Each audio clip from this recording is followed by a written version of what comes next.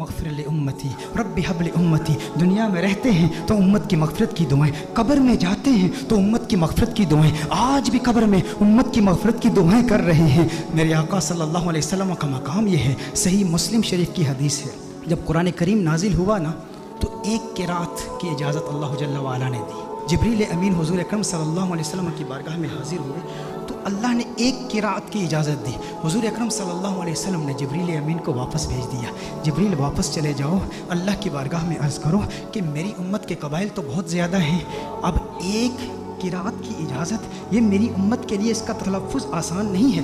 हव्विन अला उम्मती, उम्मत को सहूलत दी जाए। नबी करीम सल्लल्लाहु अलैहि वसल्लम ने जिब्रील अमीन को वापस भेज दिया। जिब्रील अमीन अल्लाह की बारगाह में हाजिर हुए। अब देखिए हिंदुस्तान के उलमा बैठे हैं, हुजूर के उम्मती हिंदुस्तान में भी रहते हैं ना। मैं जब हिंदुस्तान में जाता हूँ तो वहाँ पर जब बयानात में मुझे दावत दी जाती है, जब मुझे मदऊ करते हैं तो कहते हैं शाकिब शामी को हम दावत दे रहे हैं।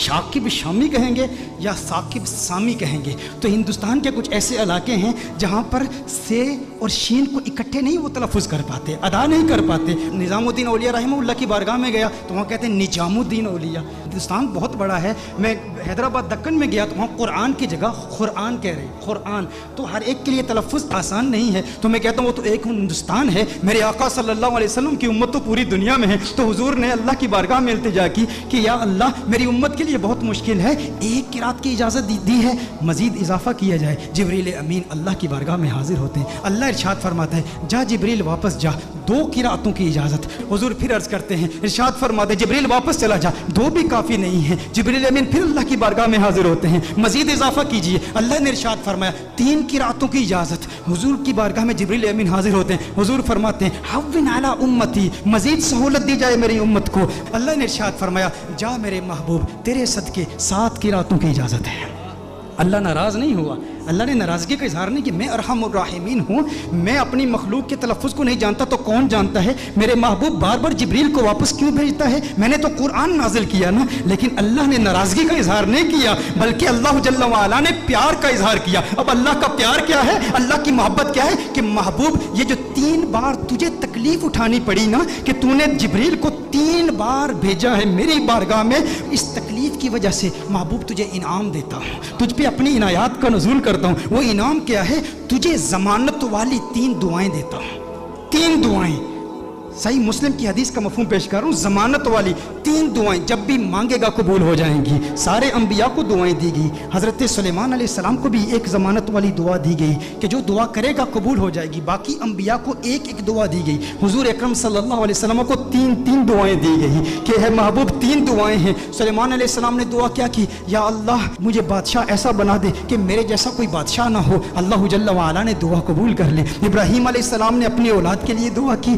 कि या अल्लाह मेरी औलाद में अंबिया और रसूल भेज। अल्लाह ने वो दुआ कबूल कर ली। हज़रत नूह अलैहिस्सलाम ने अपने दुश्मनों की तबाही की दुआ की, उनके दुश्मनों को अल्लाह ने तबाह कर दिया। सबकी दुआएं कबूल हुई। लेकिन हर नबी ने जो दुआ की ना, या अपने लिए की, या अपनी औलाद के लिए की, या अपने दुश्मनों की हलाकत के लिए की, उन्हें एक एक दुआ मिली। लेकिन कौनैन के वाली सल्लल्लाहु अलैहि वसल्लम को 3 दुआएं मिली। लेकिन मेरे आका की दुआएं क्या है, मेरे आका सल्लल्लाहु अलैहि वसल्लम ने एक भी दुआ अपने लिए नहीं की। 2 दुआएं दुनिया में ही कर ली और एक दुआ आखिरत के लिए मौखर की। दुनिया के लिए जो दुआ थी वो क्या थी, अल्लाहुम्मा मग़फ़िर लि उम्मती, अल्लाहुम्मा मग़फ़िर लि उम्मती, अल्लाहुम्मा मग़फ़िर लि उम्मती। है अल्लाह मेरी उम्मत की मग़फ़िरत फरमा। मेरे आका सल्लल्लाहु अलैहि वसल्लम ने दूसरी दुआ क्या की, फिर अल्लाहुम्मा मग़फ़िर लि उम्मती, है अल्लाह मेरी उम्मत की मग़फ़िरत फरमा। उलमा ने कलाम किया है कि पहली जो दुआ थी वो कबायर गुनाह के लिए थी, दूसरी जो दुआएं थी वो सगायर गुनाह की है। लेकिन तीसरी दुआ मेरे आका सल्लल्लाहु अलैहि वसल्लम ने मौखर कर ली। और मौखर क्यों की,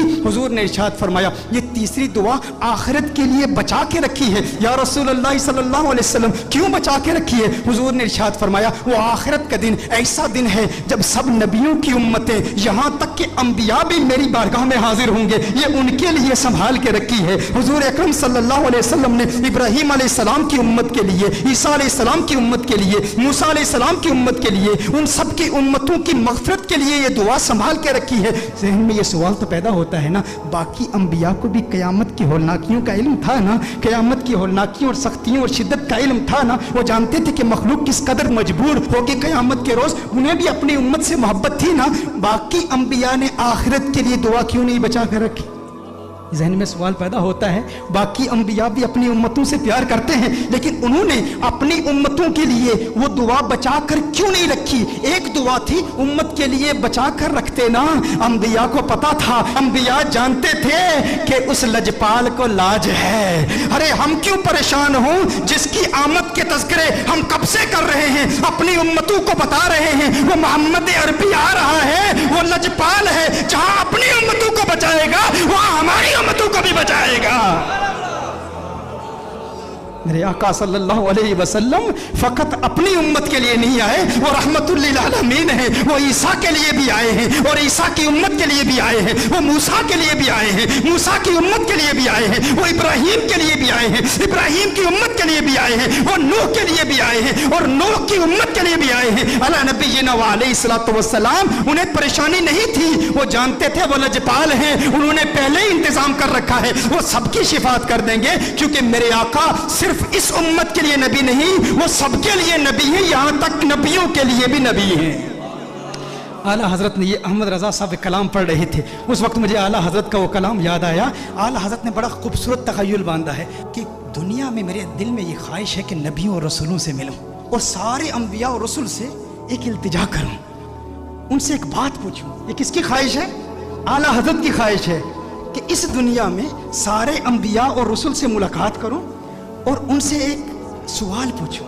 لیکن اس دنیا میں ممکن تو نہیں ہے احمد رضا کہ سارے انبیاء اور رسول کی بارگاہ میں تو حاضر ہو اور ان سے سوال پوچھ۔ کہا تو پھر میں قیامت کے روز پوچھ لوں گا، آخرت میں پوچھ لوں گا۔ اس وقت مخلوق بھی اپنے اپنے مقام کے اعتبار سے اور اللہ کی شان کے لائق اللہ کو دیکھے گی، تو اللہ کے سامنے اعلیٰ حضرت حضور کے سامنے انبیاء سے ایک سوال پوچھیں گے۔ وہ سوال کیا ہے؟ انبیاء سے کروں عرض کیوں مالکو؟ انداز دیکھیں، تیور دیکھیں، ادب کا مقام دیکھیں، حضور کا احترام بھی ہے۔ امتی آپ کا ہوں لیکن انبیاء سے ایک سوال پوچھنا چاہتا ہوں، انبیاء سے کروں عرض کیوں مالکو؟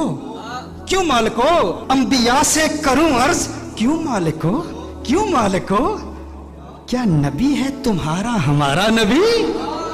یہ جو ہمارے آقا ہیں، جو ہمارے نبی ہیں، کیا تمہارے بھی یہی نبی ہیں؟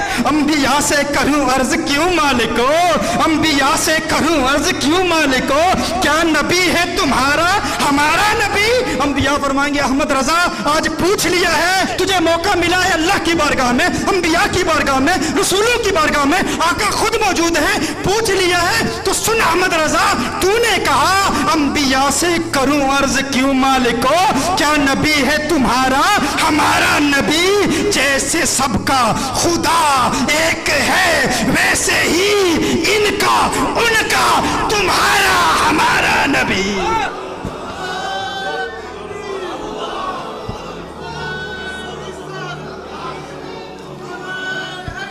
جیسے سب کا خدا ایک ہے ویسے ہی ان کا ان کا تمہارا ہمارا نبی۔ کرن بدلی رسولوں کی ہوتی رہی، چاند بدلی کا نکلا ہمارا نبی۔ کیا خبر کتنے تارے کھلے چپ گئے، پر نہ ڈوبے نہ ڈوبا ہمارا نبی، پر نہ ڈوبے نہ ڈوبا ہمارا نبی۔